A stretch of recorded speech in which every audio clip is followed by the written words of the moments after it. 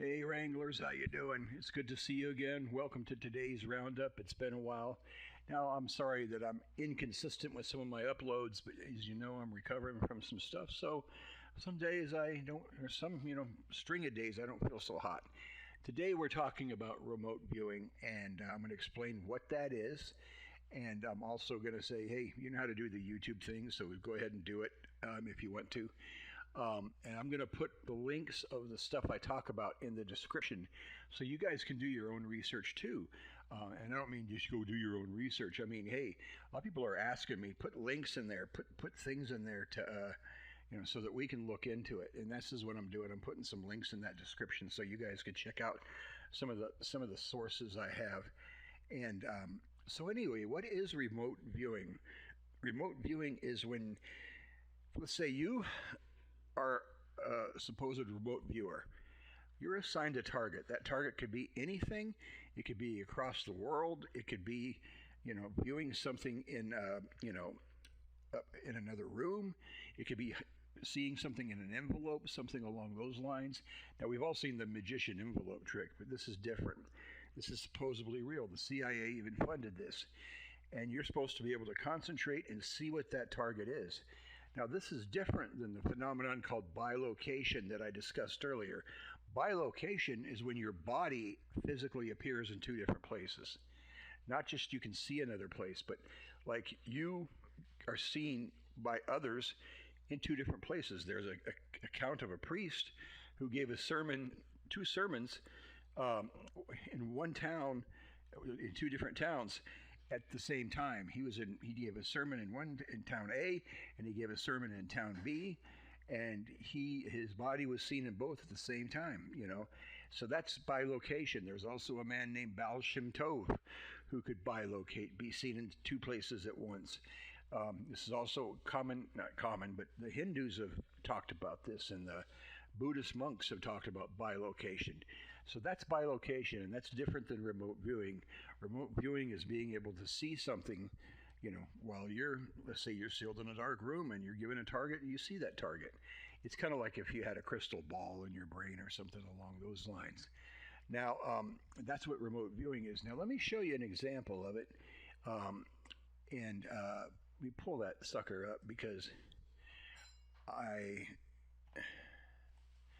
need to do that for you. I want to give you an example of what it's like. So while I'm doing that, I'm going to continue to tell you some of the things. Now, the CIA actually had a program that did this, supposedly called Project Stargate. Well, they were using this to basically spy on the Russians. Okay, why not? Why not spy on the Russians? Because that's, espionage back there and back in that day, and they had that going on, and the Russians are supposedly spying on us. Now, here's an example of remote viewing that was recorded. This person you had your target concentrating on this image of the merry-go-round. Then you had the remote viewer draw this. This is what the remote viewer saw. So it's pretty close. There's a case with, I think it was one of the cases in Project Stargate was somebody was asked to remote view something in Russia, and it was a big round object, and it was strange. And they finally got their spy planes over the thing, right where the remote viewer said it would be, and they looked down, and it was basically a submarine base. It was where I guess they worked on submarines and whatnot, but that one was another impressive thing. I can't find a picture of that one. It might be classified, quote unquote, but this is what you're looking at here is one of the unclassified examples of remote viewing.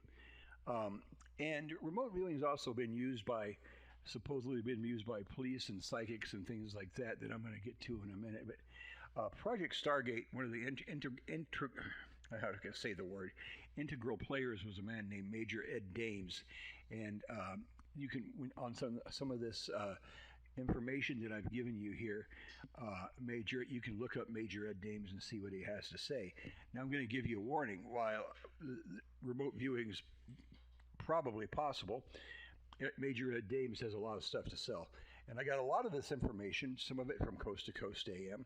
and late night, with George Norrie and Art Bell years ago, and Major Ed's Dames had been on that show a lot, and you could go to their site and if you want to pay the subscription fee, listen to them, but they might have it on YouTube, that you can check it out. But long interviews on this stuff, and so anyway, Major Ed Dames was one that seemed fairly credible, and he talked about the Project Stargate initiative with the CIA, and I have got resources below to see that. Now, one of the remote viewers that failed and was ultimately kicked off Coast to Coast AM abruptly one night was Sylvia Browne. She was the psychic to the stars. I don't know if you ever heard of her or not, but she was quite the character, and she was on a George Norrie show, and let me get a picture of her up here. And pardon me for not preparing this better, but she was on George Norrie's show, and they were talking about these miners who were stuck in basically were down in Romania, and they were stuck down there in Romania, and she basically used her psychic remote viewing, her ability, to go in there and look, and she said, "Oh, all the miners are fine except one." Well, during the show, the news comes in that all the miners were dead, and there was one that was still alive at that time, but I think I'm not sure if he survived ultimately or not. So she had it exactly. I think ultimately they all died because, and that news came across, and basically. While she's saying this, oh no, the miners are fine; they're going to be saved. All 12 of them are good, and that kind of thing. She said this. The news came in. George Norrie was like, "Well, how do you explain this? You just said this," and she instead of saying, "Hey, I messed up. I'm not always accurate. There's a this is psychic phenomenon. I do my best with it, and I've been accurate in these places, and this one, obviously, I blew it." She didn't. She tried to play word games with George Norrie and basically said, "Oh, no, I did say they were all dead." And he basically kicked her right off the show. And to this day, this was like in 2015, to this day, she is still off the dang show. And this is a picture of Sylvia Browne here, our psychic to the stars. She got booted right off the show, right there, instant. I mean, he went to commercial, comes back, and he said she's gone, and she won't ever be back on the show. And right now, George runs the show, and she's still gone. And this was, like I said, she's still banned to this day. So, I hope that I've educated you a little bit about remote viewing. I encourage you to look into it more if you want. It's basically the ability to see far and wide with just your mind, and to hopefully be accurate with it. And sometimes one of the tests they use are those Skinner cards, those cards that have the star, the wavy lines, the plus, the heart. They're big cards with simple shapes on them. If you ever saw the beginning of Ghostbusters, they're using Skinner cards to test people. And what's so funny about that is Venkman was actually his true experiment was actually starting to go right, but he was so hot for this girl, he just ignored that and went with the wrong results. So anyway, that's a Skinner card, and people are tested that way. They're tested with drawings. Uri Geller did one, and a remote viewing thing that looked pretty accurate, and he signed his name over it and all this. But I don't ever consider Uri Geller a real psychic. He's too much of a charlatan, and they say, well, maybe he really is psychic, and sometimes he fakes it for the whatever. It's like, no, you can't do that. If you're real, you're real. If you're not, you're not. And if you are real and you start faking things, you lose all your credibility. I don't take Uri Geller seriously, So I don't think I'll be. Maybe I'll do a show on him on what a big freaking fraud he is. And so this is Uri Geller's fraud. And I'll even right here on the when it coming up, I'll even do his tricks right here on the show and show you how easy it is to do, and how I used to do them at bars and other places and impress people. But that's an upcoming show. Maybe that'll be the next one.